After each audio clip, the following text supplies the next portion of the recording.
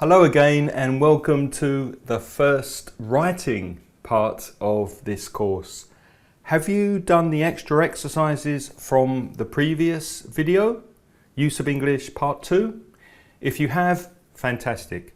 If not, please do them before you begin this lesson.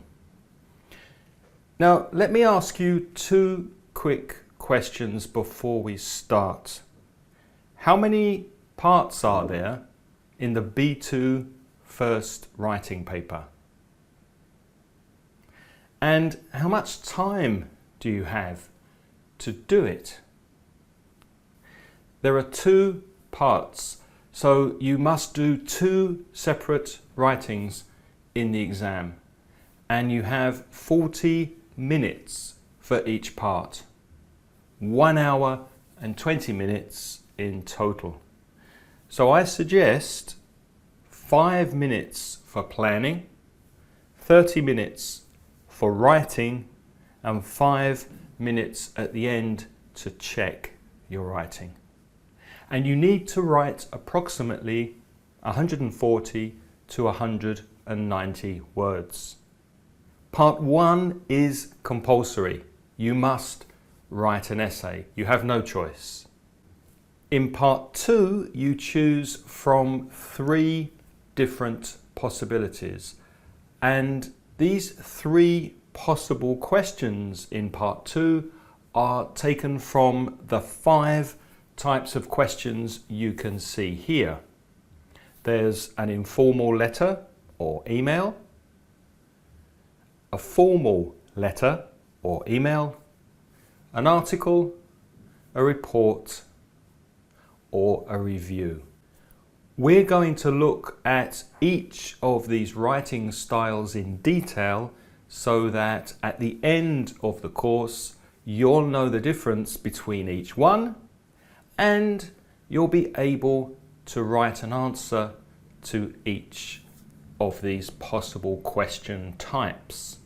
The first writing we'll look at is the compulsory essay, Part 1. Let's look at an example question. But before we do you have your notebook next to you or open on your computer to note down new words and expressions? Okay. Here's an example essay question. Please pause the video and read the question. While you're reading, think about which words would you underline or highlight? Which words do you think are important in order to answer the question well? Now pause the video and underline important words.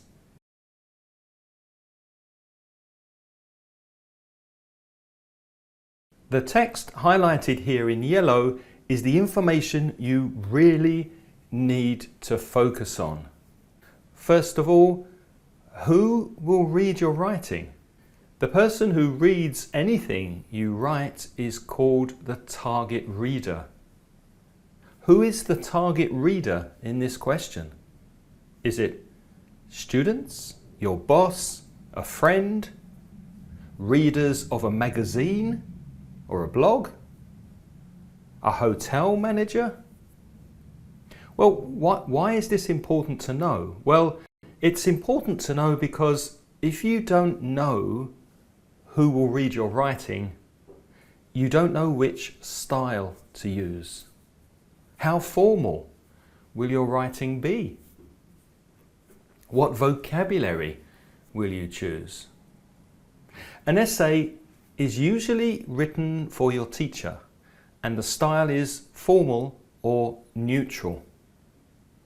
Maybe that's the first thing you might want to write down in your notebook. An essay is usually written for your teacher in the exam, and the style is formal or neutral. When you write an essay, you should use all the notes in the question and think of one extra idea. Always. So what third idea can you think of for this question? what's your own idea to get some money to start your business? Maybe crowdsourcing on social media, or GoFundMe, or Indiegogo. Maybe get a business partner. Or just wait, perhaps, and save the money yourself. In any essay, you're discussing a question, and it's a good idea to make a list of the pros and the cons, for and against, the pluses and the minuses. So take just 5 minutes before you start your essay and make a list. What are the advantages and disadvantages? For example, what are the advantages and disadvantages of borrowing money from a bank? Of asking your family? Or of having a business partner? Now you have some ideas for your essay, you can compare the pros and cons and give your personal opinion at the end in the final paragraph. Here's a suggested plan to answer this essay question. Remember, most essay questions ask you to discuss a question. So this plan is a good way to start. You write 5 short paragraphs and you leave a line between each paragraph so that the examiner sees good organization. You don't have to always give an argument for and against a point. There's another technique you can use, but more about that later. Let's focus now on the introduction to your essay. What should you write in the introduction? Here are some examples of introductions to this essay question. Read the 3 introductions, 1, 2, 3, and match them to the techniques A, B, C. Now pause the video and do the task.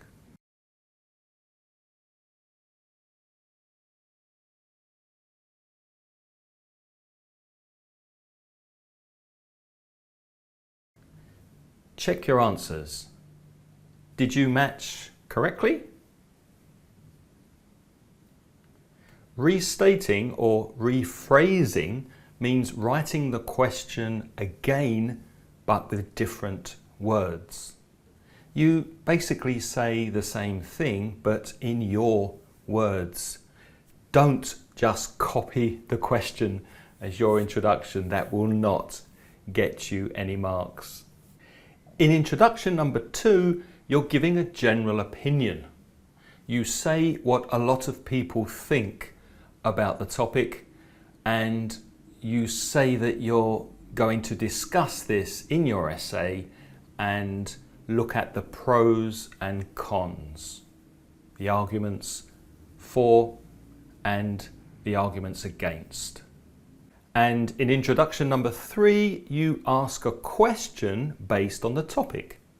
Questions are a very powerful way of creating interest and engaging the reader in your essay. Okay, let's move on now from the introduction to the main body of the essay, the middle paragraphs. These sentences on the left come from an example essay. Match each sentence from 1 to 3 with the contrasting argument A to C from the same paragraph. Match the 6 sentences together to create 3 middle paragraphs. Now pause the video and match the sentences.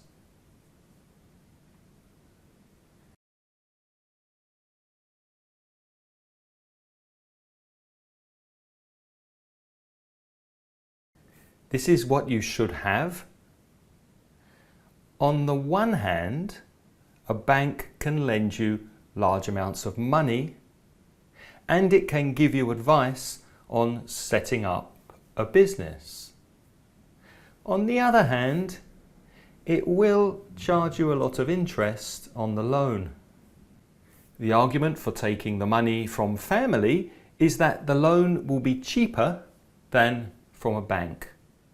The argument against is that the family might want to control part of the business, and it can be embarrassing to ask your family for money. One final approach might be to wait until I've saved up the money I need.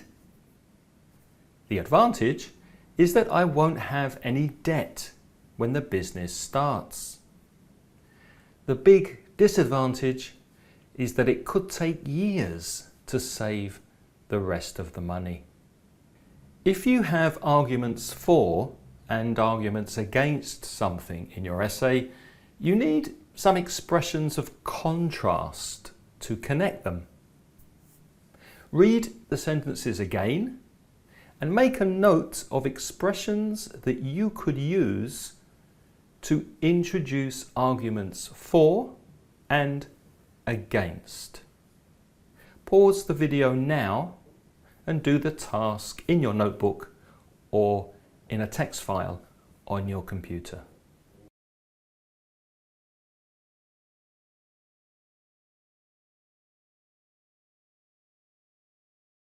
On the one hand, on the other hand, The argument for taking the money from family is that blah, blah, blah, blah. The argument against is that blah, blah, blah, blah, blah. One final approach might be to blah, blah, blah, blah. The advantage is that blah, blah, blah, blah. The big disadvantage is that blah, blah, blah, blah. You can also use the word drawback instead of disadvantage. A drawback is a negative thing. The big drawback is that blah, blah, blah. Or one main drawback is that blah, blah, blah. Make a note of these expressions in your notebook. You can use them whenever you write about the advantages and disadvantages of something. Now, I said earlier that you don't have to discuss the advantages and disadvantages in your middle paragraphs. Okay? So here's another technique you can use. The first paragraph is the one we had before about banks. It shows advantages, large amounts of money, advice about setting up a business. And on the other hand, there's a disadvantage, the interest you pay. Now, the second paragraph begins the same way. However, the second sentence supports the first idea. And the third sentence also supports the main idea of borrowing from a bank. With another advantage, you can also open a business account. This idea or technique of supporting your point with examples and reasons will also make the middle paragraphs of your essay effective. So you can make a statement and present the main idea, give more detail and support your main idea, give another reason or an example for more support, and that's your paragraph. Here's another example of this technique from the third point, which was your idea about saving the money yourself. So you write your main point.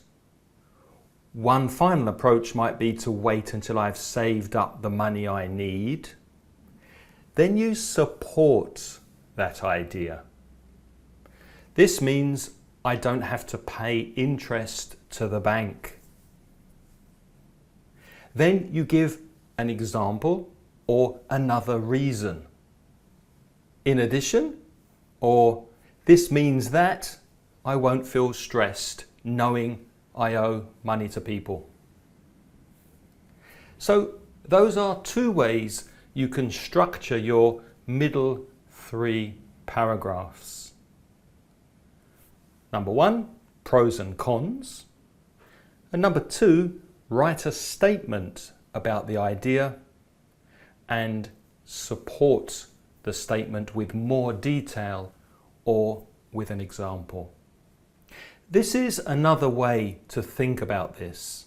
We don't all learn the same way. Some people like to plan and strategize with mind maps. Remember, I strongly advise you to plan for 5 minutes before you start writing. Can you make a plan like this in 5 minutes? Of course you can. This kind of plan gives you structure, and believe me, the examiner will see that structure when he or she reads your essay and marks it. You will get extra marks if you plan before you start writing, trust me. So you can write your plan like this using a mind map, or if you're like me, personally, I prefer lists and not mind maps, but everyone is different. My brain works better this way. So this is the same plan in a different format.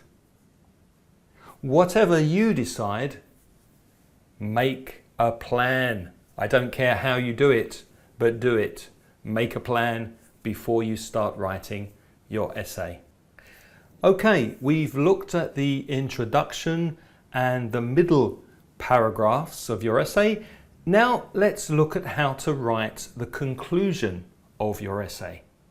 Thinking back to the original question, what's the best way to get the money to set up a shop in your area?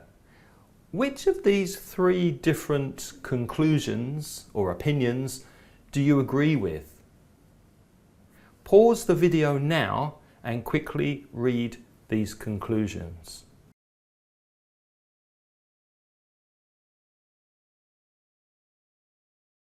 Notice that in the conclusion you can give your personal opinion. Now, if you're like me, you might have chosen number 3. I hate the idea of owing money to people. I think I'd probably wait, save the money, maybe spend less on beer and restaurants, and start the business when I have the money myself. Now read these 3 conclusions again and find expressions that you could use to introduce your conclusions and express your final opinion.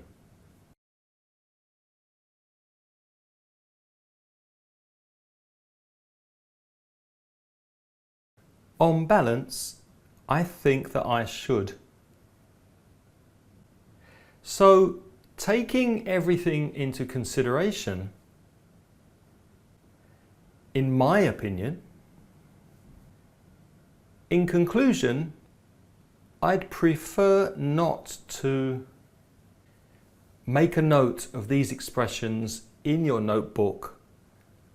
You can use them whenever you write a conclusion to your essay in the exam. So that's how to write an essay for the B2 first exam.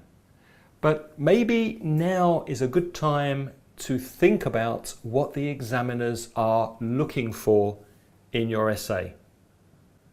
When the examiner marks your writing, they're looking for these 4 criteria. But what do they mean, and how can you improve your writing in a way that focuses on these 4 criteria? Content. Have you answered all parts of the question? Is everything you write relevant to the question? And is the reader informed? Communicative achievement. Do you communicate your ideas effectively? Is your writing clear? Is it too formal or informal? Organisation. Is your writing well organised and understandable? Have you used paragraphs and linking words? Remember that plan. And language. Are you using a variety of grammar and vocabulary? Is it accurate?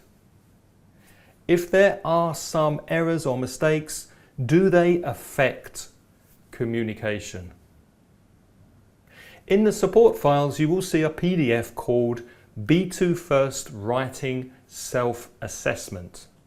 Use this form to mark your writing according to this exam criteria, and do this for every writing you practice during this course. So let's recap on some important points. Always plan your writing. Take 5 minutes to write down ideas for each paragraph and make a list of pros and cons, advantages and disadvantages that you can think of. Write a clear introduction. Write a general statement about the topic to introduce your essay. The introduction should not be more than 1 or 2 sentences, so keep your introduction short. Write clear paragraphs and make sure you check your paragraphs at the end. Is the topic of your paragraph very clear from the first sentence? Have you explained your main idea in each paragraph? Or have you expressed a contrasting idea in that paragraph?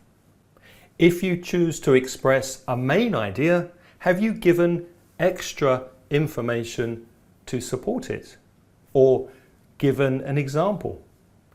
If you give arguments for and against, use linking expressions of contrast, like on the other hand, however, nevertheless, etc. Most importantly, make sure you have 2 or 3 middle paragraphs in which you include all 3 ideas from the question. Check your linking expressions. Are they used appropriately to connect your ideas? You can see a list of useful linking expressions for your essay in the support material file. Also, leave a line between each paragraph. This makes it much easier for the examiner to read. Write a conclusion with an opinion. Again, keep it short and use expressions like to sum up, in conclusion, on the whole, etc. Write your essay between 140 and 190 words, but don't waste time counting words in the exam. You should practice writing before the exam, and you should know more or less what 140 to 190 words looks like for you on the page. Then it's not necessary to waste time counting words in the exam. Check for spelling, check for grammar, check for punctuation in the final 5 minutes. If you're doing the paper exam, if you're using a pen, don't rewrite your essay. If you make a mistake, use Tipp-Ex or cross out the mistake and write the word again. Sometimes I see students rewriting their essays, all of the essay a second time. Don't do that. Writing the essay a second time is a huge waste of your time. If you make a good plan at the beginning, you only need to write your essay once. And if you make a small mistake, cross it out and continue. Okay, Now it's time for you to practice. You'll find an essay question for you to answer, and you'll see some useful expressions for you to use in your essay in the support material PDF documents. If you want feedback on your writing, you can use the Cambridge Write and Improve website. It's free, and there are essay questions for you to answer on the web page as well. The feedback you get on your writing is from an AI algorithm. It's computer generated feedback. It's not from a real live teacher. Now, let's see what you remember from this lesson. Take the quiz and check your answers when you've finished. In the next lesson, we'll look at part 1 of the speaking test. Do you know how long the speaking test is? And how many parts there are? What kind of questions will you be asked in part 1 of the test? You'll find out in the next video.